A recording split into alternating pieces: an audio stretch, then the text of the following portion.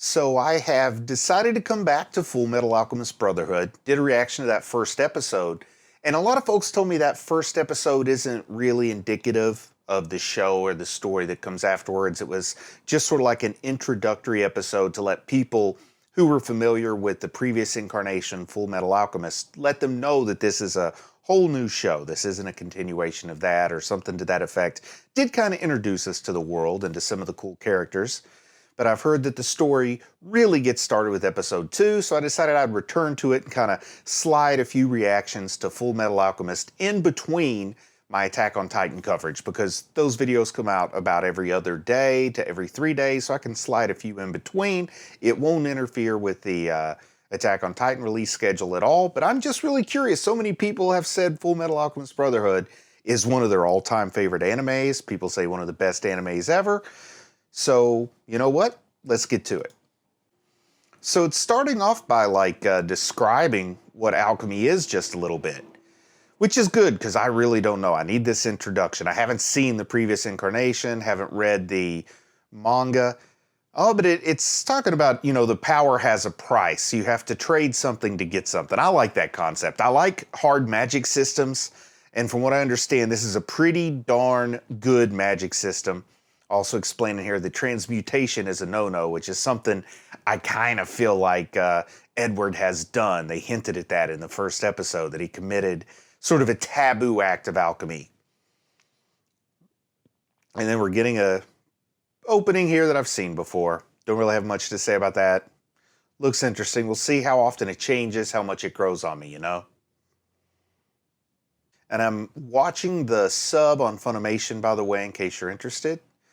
I have watched the dub for the first episode, and it's a great dub, but for the reaction videos, the sub works a little bit better. I kind of rely on those subtitles, and it helps me link things up and comment while I'm watching at the same time.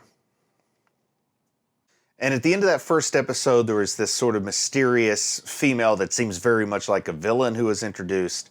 So maybe we'll find out more about what's going on there in this episode. And also maybe we'll get to see more of the backstory between the brothers. We're just kind of starting off slow here. The brothers on a train. Looks like they're talking about some priest here too. Trying to decide whether this guy is real alchemy or if he's just doing illusion, sleight of hand. Oh, we're getting a little lore about this stone, this mysterious stone, this elixir. I like that. Something to intensify alchemy called the Philosopher's Stone. Oh, and here we see a young Edward with missing limbs. But it looks like he's already trapped his brother in that suit of armor here. Good, we're getting little hints of backstory. So the name of this episode is The First Day. Interesting. Oh, and they're taking us back 10 years earlier. Good, good. I want to see this. Oh, they're the brothers. There's this younger brother before he got trapped in that suit of armor. Looks like he's drawing a transmutation circle on the floor, discovering his power. Wow. His mom seems to be taking that pretty well. I guess this is a world where that's not such a big deal. It definitely freaked me out if my kids started doing that in their bedroom. Okay, I guess his father was an alchemist, so the mom's proud of him instead of being shocked or frightened that they're following in the family footsteps.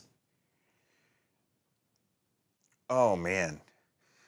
An illness broke out in the summer and killed their mom. That is sad, particularly, in our current environment. A couple of orphans taking care of themselves? Nobody else out there to look after them? This is really sad.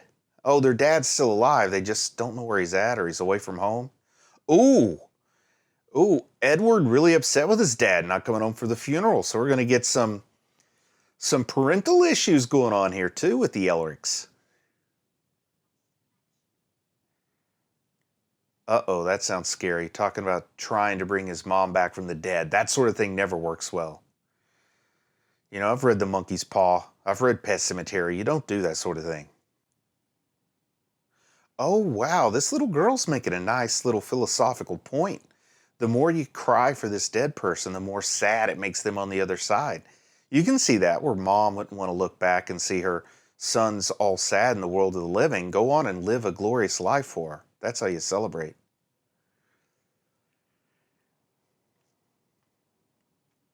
Wow, that's a very sparsely populated cemetery they were visiting, particularly if an epidemic's going on. So that I like the way this older lady looks. I guess that's grandma. Already talking about him. If he doesn't drink his milk, he won't grow tall. That's why he's small. Because I've heard that he does not like when people comment on his small stature as this show goes on. I do like it. I see what people mean. We're getting the backstory here in episode 2 instead of episode 1. So now I can kind of figure out what's going on in this world. Yeah, his younger brother looks like the more enthusiastic, the happier of the two. He's talking about how amazed he is by the recipe for stew. That kind of shows that scientific, creative, exploratory mind of his, I guess. Pursuing transmutation, something we were told they shouldn't pursue. And that's their goal, to bring mom back to life. Yeah, many a horror story has started with this.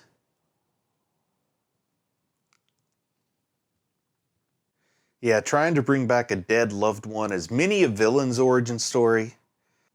All kinds of bad comes from this.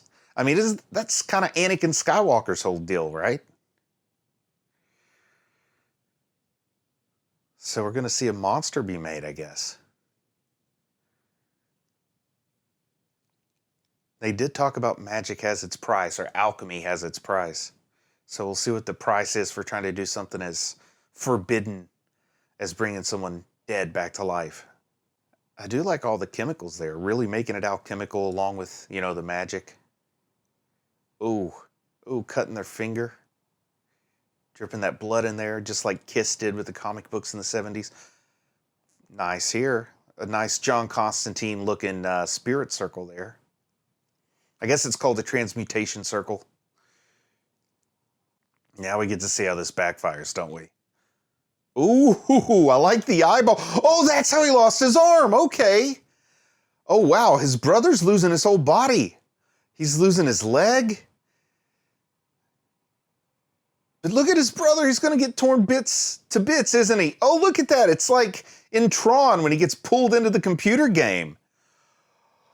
Oh, and they're in this void.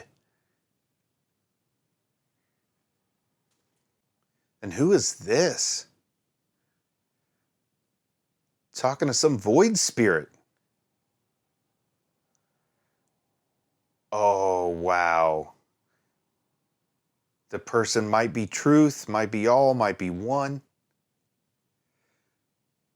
Some cool imagery there, and the big eyeball behind him again. Oh, he has overstepped his bounds. That's where this punishment comes from. And he's just a kid. Poor kid just misses his mom. Whoa, this is some sinister stuff. So he got pulled into that doorway that has like that alchemy tree looking thing on it, spinning into a void with all these little creepy black hands on him. Oh, but this is how he became like so knowledgeable. It's like it's all getting shoved into his brain while he experiences this. This is what makes him what he is, but it's taking his arm and his leg. This is a cool origin story. Oh, I love this. Kind of reminds me of like Matt Cawthon's experience in The Wheel of Time. I wonder if he's going to lose certain memories to fit all this knowledge in there. There he is coming out of that door that could easily be like a Sangreal doorway, couldn't it? Oh, wow. He has more understanding now. Oh, I like it. He's got a ton of knowledge, but he didn't pay enough toll to get it all. Yeah, the toll. He paid his leg and his arm, or is it just his leg and then he pays his arm for the rest? I love this. Wow, I wouldn't have minded if this was like the first episode. This is pulling me in way more than that first episode did. I like this sinister nature. The price of flying too close to the sun, Kid Icarus. Oh, crying for help. Looks like he still has both arms, though. So he must go back, and that's when he... Oh, it's like a demon. Oh, my goodness. Is that his mom? That's what she looks like now when she's been transmuted. This is horrific. Nobody told me this was a horror story.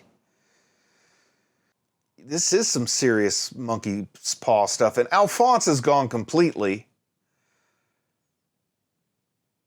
I've heard of paying an arm and a leg to get something, but I think he's really going to pay an arm and a leg.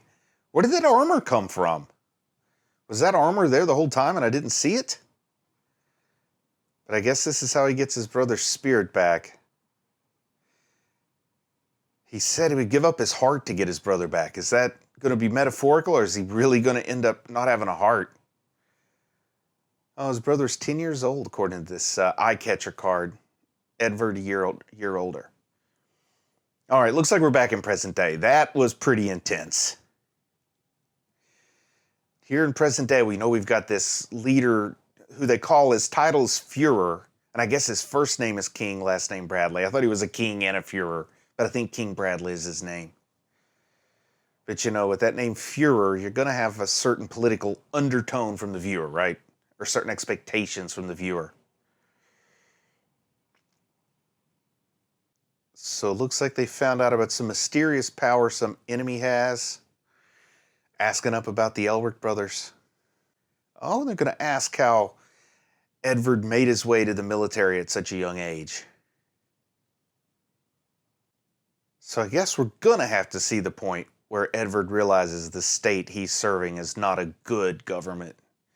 We're going to have to see him, like, stand up against this state for whom he's a state alchemist.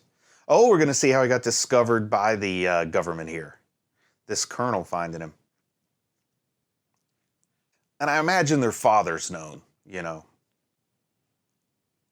I love that little grandma. That must be who Edward inherited his height from. And there we got his brother in that armor and Edward with no leg. But I thought he was missing an arm, too. Yeah, he's missing an arm there. But I feel like in that flashback, we just saw him lose his leg. I'm not sure if we saw him lose his arm or not. But wow, at that age, his reputation has already made its way to the government. They're impressed with his sinister alchemy. Turning him into a child soldier. I mean, that's what we're seeing. And I think, other than in some extreme situations, even in extreme situations, I think we're to understand that child soldiers are not a good thing, right? Oh, Grandma's talking about finding this bizarre creature that he made out of his mother, trying to bring back his mother. Yeah, I like it that this old lady is not in favor of what's being suggested here. But of course we know she loses, right? Because they are state alchemists in present day.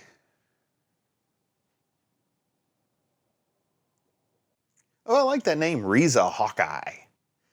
That is a hero's name, right? An adventurer's name. Ooh, little girl asking her point blank if you've ever shot anybody.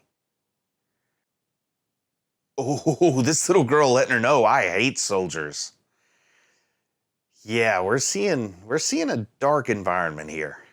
I'm looking forward to exploring this world they live in as this show unfolds. Now, she claims they get to decide for themselves, but I don't know. Is it normal for 11-year-olds to make life-altering decisions without adult supervision in this place in which they live? Well, I guess they're trying to give them some semblance of agency, but I feel like it's, ultimately they're going to have to see the error of this government's ways. I mean, we know that's why the so-called villain in the first episode was disgusted with what the government had become. And Edward's going to have to see that too, right? Feels like the trajectory that this show's setting us up for. Big question's going to be how quickly does it progress? So the little girl that hates soldiers is still offering to shake Riza Hawkeye's hand here at the end. Yeah, Edward's so broken, he doesn't care. Like, he's apathetic, he's angry. Why wouldn't he go to this, become a state alchemist, become a child soldier? Here we are back on that train, okay. Once again, maybe facing a tough decision. Oh wow, 3 years of rehabilitation. And he declares he can do it in a year. I like this. The old lady says you're going to be spitting blood, but he doesn't care. Oh wow. So this looks like one of his major motivations is to cure his brother from being a soul stuck in a suit of armor. I can see that. That's an overarching story I can get behind. Oh wow. He's rehabilitated pretty quickly here with his iron arm, kind of like Winter Soldier, but he's also got an iron leg. Oh, he hasn't used any alchemy since that fateful day when he transmuted his brother's soul. Man, that's heartbreak. Let's see how it goes now. Oh, he's able to like transform the arm to like work on that metal on his arm. I like that. Turn it into weapons. Yeah, curious to find out just how much knowledge was shoved into his head during that horrific experience. Who threw a wrench at him? It was his friend. The little girl threw the wrench at him. I guess she's who made the arm because it does say Auto Mall or whatever outside their house, so she must be a machinist of some sort. Oh, is she going to try to be part of the team? Said she was going to support him till he gets his body back. Yeah, 12-year-old child taking the state alchemy exam probably does get some attention. He's like the Doogie Howser of alchemy. So they're fighting a rebellion, not an external force, but an internal conflict. And that makes sense for this seemingly totalitarian dictatorship that he's living under. Okay, we're going to get to see exactly what the exam is like, to see if he's got what it takes to be a state alchemist. Of course, he's legendary, is what we learned from the first one, so I imagine this is going to be impressive. So apparently a big deal that he doesn't need the transmutation circles to do what he does. I guess that gives him an edge, speeds him up or something.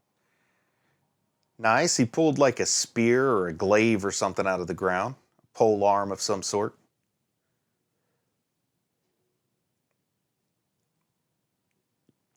Wow. Ooh, Edward already saying, like, I'm thinking beyond my years, you know, that knowledge pumped into him. Some people might use the exams as a chance to assassinate the Fuhrer here, and he points that out.